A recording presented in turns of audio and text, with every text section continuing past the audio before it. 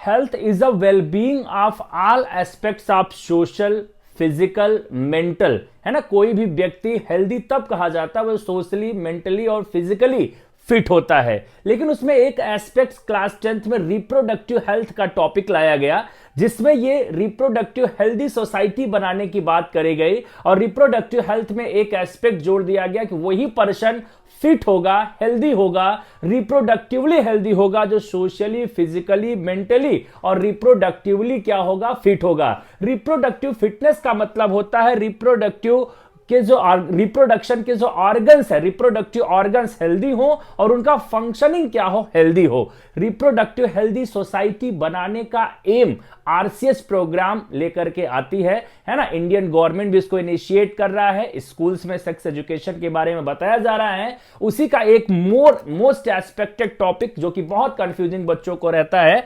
Sexually transmitted diseases पे आज बात करेंगे। एसटीडीज क्या होते हैं, क्लास 10th बोर्ड एग्जाम देने जा रहे हैं तो कितना पढ़ करके जाना है और क्या क्या कंफ्यूजन आपको नहीं रहना चाहिए, ये ध्यान रखना है। देखिए यहां पे sexually transmitted diseases, it is a infectious disease.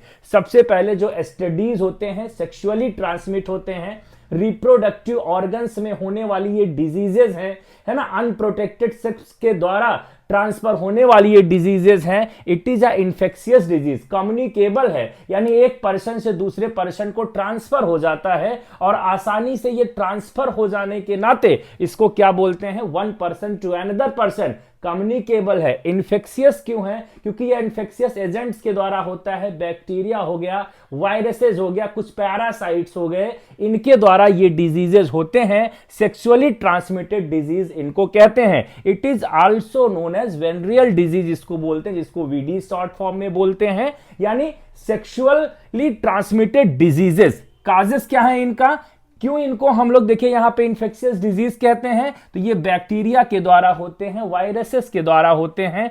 Gonorrhoea bacteria के द्वारा, सिफिलिस बैक्टीरिया के द्वारा, क्लेमाइडिया बैक्टीरिया के द्वारा। यानी आपसे दो नेम पूछेगा कि name the two diseases which is caused by the bacteria, और वो सेक्सुअली ट्रांसमिटेड डिजीजेस हैं, तो आपको ये नाम लिखना पड़ेगा। वायरसेस में आपको जेनाइटल वार्ट्स हो गया, एचआईवी एड्स हो गया, जिसकी अभी हम लोग आगे डिस्कशन करेंगे, उसके ट्रांसमिशन को समझेंगे, उसकी पूरी साइकिल को समझेंगे। जेनाइटल हर्ब्स हो गया, and then hepatitis B and hepatitis B, these are the main causes of bacteria and viruses. लेकिन एक पैरासाइट का भी नाम याद कर लीजिए, 10th में हालांकि दिया नहीं है लेकिन फिर भी ट्राइकोमोनासिस। क्योंकि हम लोग पढ़ते हैं, जो हमारा पढ़ाने का तरीका होता है वो बेसिक टू एडवांस होता है, कोई कंफ्यूजन ना रहे, कितना पढ़ करके जाए कि बोर्ड एग्जाम के सारे क्वेश्चन को, टारगेट को हिट करके आए। तो that is the bacteria and viruses के द्वारा होने वाले ये डिजीजेज हैं। दो डिजीजेस, दो नाम याद रखिएगा।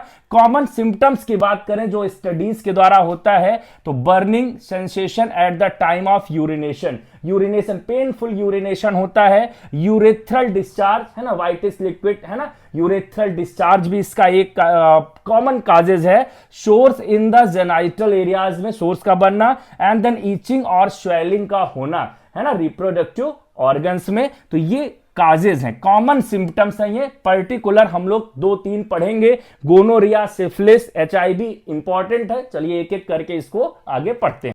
सिफिलिस की बात करें तो caused by bacteria Treponema pallidum के द्वारा, get transmitted from mother to baby. Symptoms की बात करें तो burning sensation during the urination, non itchy rashes पड़ने लगेंगे जेनाइटल एरिया में, तो ये सिफिलिस का कारण है। गोनोरिया की बात करें तो काज्ड बाय बैक्टीरिया नेसरेरिया गोनोरिया के द्वारा। सिम्टम्स की बात करें तो inflammation of urethra in males and urethra plus vagina in female, pus like discharge from the urethra in females and difficulty in urination in male and female both, ये कारण है। Spots की बात करें तो are the soft growth in the tissues of genital area में caused by human papilloma virus, HPV बोलते हैं इसको। सिम्टम्स बहुत आपको ध्यान रखना, pain, discomfort and itching in genital area and causes the cancer of cervix and vulva.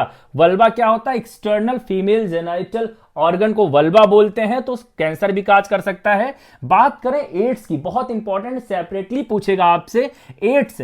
Acquired immunodeficiency syndrome, acquired यानी खुद से एक्वायर किया गया, इम्यूनो डिफिशियंसी यानी इम्यूनो डिफिशियंसी डिजीज है, इम्यून सिस्टम को डिफीट करता है, आपके बॉडी की रोगों से लड़ने की क्षमता को वीक कर देगा।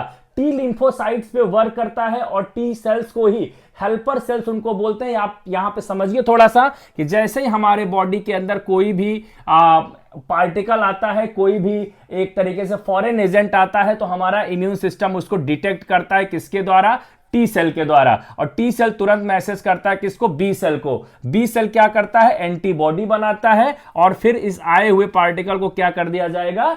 खत्म कर दिया जाएगा, किल कर दिया जाएगा। तो हमारा जो एड्स का वायरस है वो इसी टी सेल पे ही, हेल्पर सेल जो बी सेल को मदद कर रहा है एंटीबॉडी बनाने में, उसी को ही क्या करता है? कमांड कर लेता है। इसलिए यह इम्यूनो डिफिशियंसी डिजीज कहा जाता है। और काज किसके द्वारा होता है? HIV वायरस के द्वारा। ह्यूमन इम्यूनो डिफिशियंसी वायरस इसका कारण है।